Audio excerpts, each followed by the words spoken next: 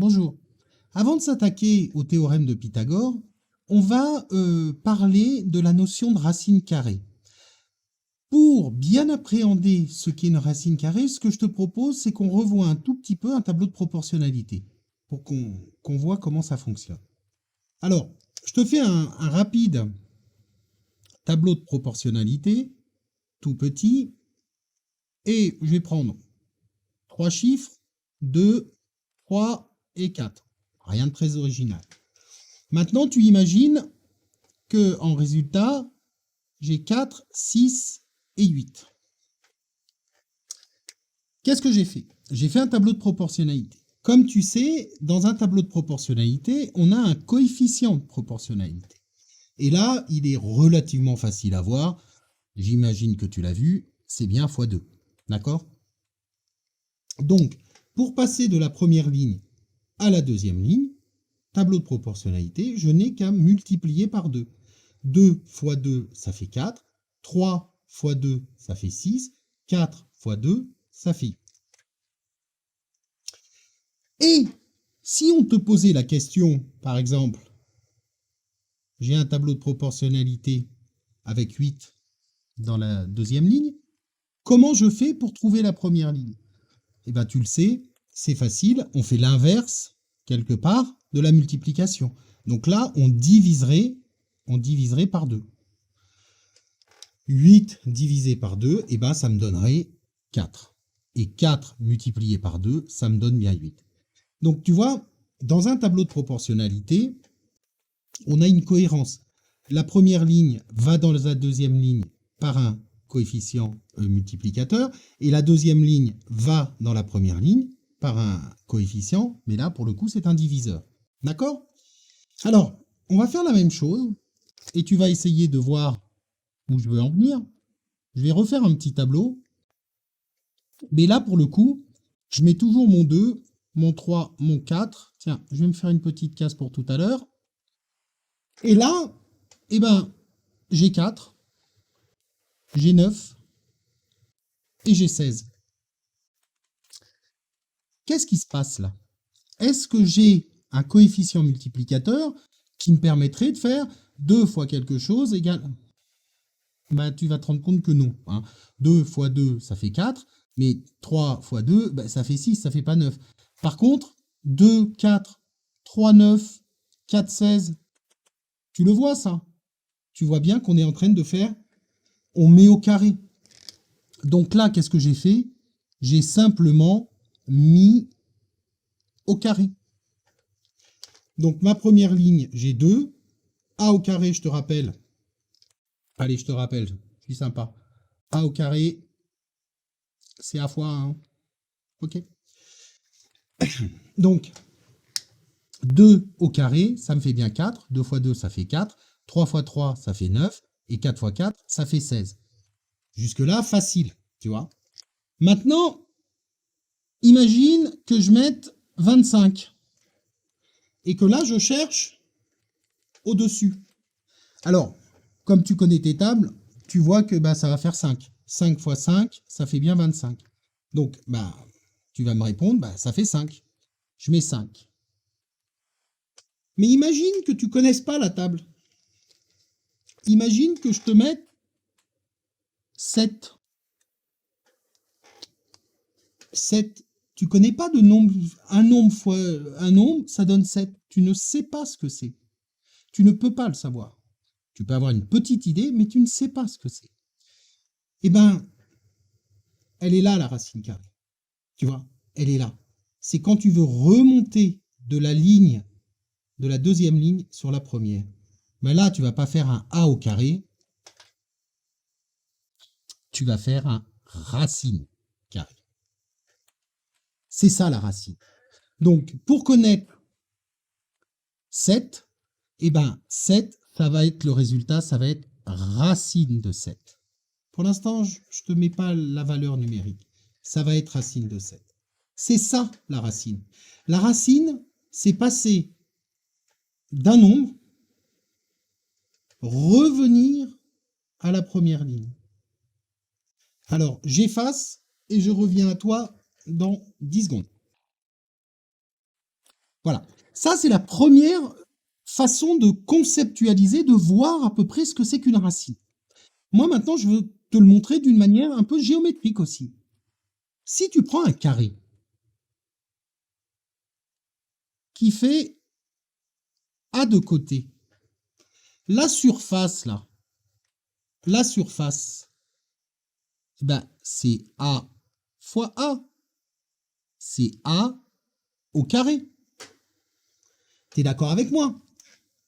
Donc, tu connais petit a, tu veux connaître la surface. Eh bien, tu fais A fois A. Eh bien, la racine carrée, c'est l'inverse. Pour le coup, la racine carrée,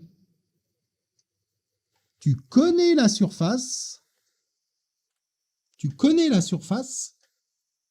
et toi, ce que tu veux trouver, c'est les côtés. Enfin, c'est le côté. Toi, tu connais la surface, tu sais que ça va être A fois A, mais A, tu connais pas. Tu ne sais pas ce que c'est. Donc pour ça, qu'est-ce que tu vas faire? Eh bien, tu vas prendre la racine. Si tu prends la racine de ta surface, donc je vais te mettre la racine de la surface, ou autrement dit, la racine de a au carré, puisque tu as dit que c'était a au carré, eh bien, tu trouveras les petits a. Tu trouveras ton a. Et c'est ça qui est fondamentalement intéressant. C'est ça qu'il faut comprendre. Quand tu mets au carré, tu calcules la surface. Quand tu utilises la racine carrée, tu prends la surface et tu trouves les côtés du carré. C'est aussi simple que ça, une racine carrée. Alors, il y a des petites subtilités. On y arrive.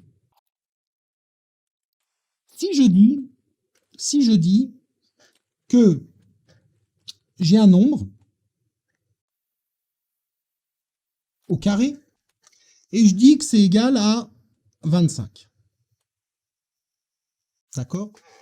Nous, C au carré, ça représente notre surface. Ça représente une valeur. Nous, ce qu'on veut, c'est le petit c. Nous, on veut le c. Voilà, le c. Qu'est-ce que ça donne, le c? Alors, si je reprends mon petit tableau, alors là, je vais faire que j'ai mon c au carré, d'accord, qui est égal à 25. Et moi, je veux mon c, c'est ça que je veux trouver. D'accord? C'est ce que je veux trouver. Alors, là, tu vois, on passe bien à c au carré.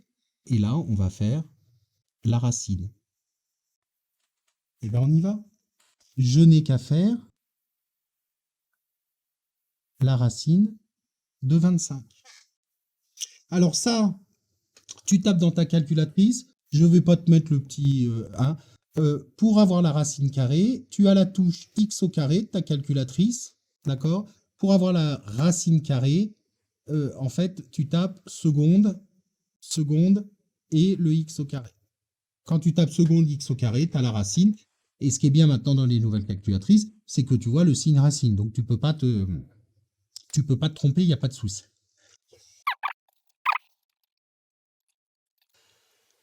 Donc voilà. Donc tu vois la racine carrée, c'est très simple. Il faut simplement s'habituer. Alors je voudrais ajouter une petite chose à la racine carrée. Pourquoi une racine carrée? Tu vois, dans les exemples que j'ai donnés, pourquoi mon petit a, on dit qu'il est toujours positif? Pourquoi mon petit a, il est toujours positif? C'est pour une simple raison.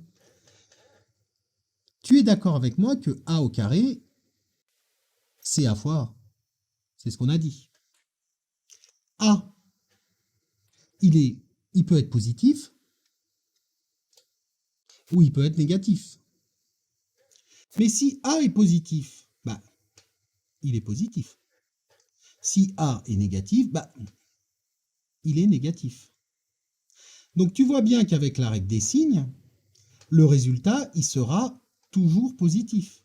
Parce que je te rappelle, plus fois plus, ça fait plus, et moins fois moins, ça fait plus. Donc, A au carré, c'est toujours positif. Ça ne peut pas être négatif. D'accord? C'est impossible que ce soit négatif. Donc, ma racine, le nombre qui est à l'intérieur, puisqu'on a dit que racine de A au carré, c'était égal à A, d'accord? Mon nombre, là, il ne peut être que positif. Ça ne va être que positif. Si tu mettais racine de moins 25, mais ça n'aurait pas de sens. Parce que 25, c'est 5 fois 5, donc tu pourrais trouver 5, mais moins, il viendrait d'où le moins? Eh c'est pas possible. Le moins, il viendrait de moins 5 fois 5, mais moins 5 fois 5, c'est pas 5 au carré, c'est moins 5 fois 5, ça n'a rien à voir. Donc tu vois bien que le A, il est forcément positif. Donc le nombre que tu as sous ta racine, il sera toujours positif. Donc tu auras toujours, ça c'est vraiment une hérésie mathématique, tu auras toujours un nombre positif. Après tu prends ta calcul et t'y vas. Alors bien sûr je dis tu prends ta calcul si je te donnais racine de 7. Mais racine de 36, ça doit être dans ta tête. Hein. Ça c'est des carrés parfaits. Tu sais que 6 fois 6, ça fait 36. Donc, racine de 36, ça doit être immédiat, ça fait 6. Tout de suite. Hein. Voilà. La séquence est terminée. J'ai dégrossi le truc. Maintenant, on va pouvoir s'attaquer à Pythagore. Tu vas voir d'une manière beaucoup plus souple et beaucoup plus sereine. Hein, parce que tu n'auras qu'une chose à savoir, c'est quand j'aurai un résultat au carré, et ben, quand je veux la longueur, quand je veux mon petit a, mon petit b, mon petit c, peu importe, quand je veux ma longueur, et ben pour enlever le carré, je vais mettre une racine carrée.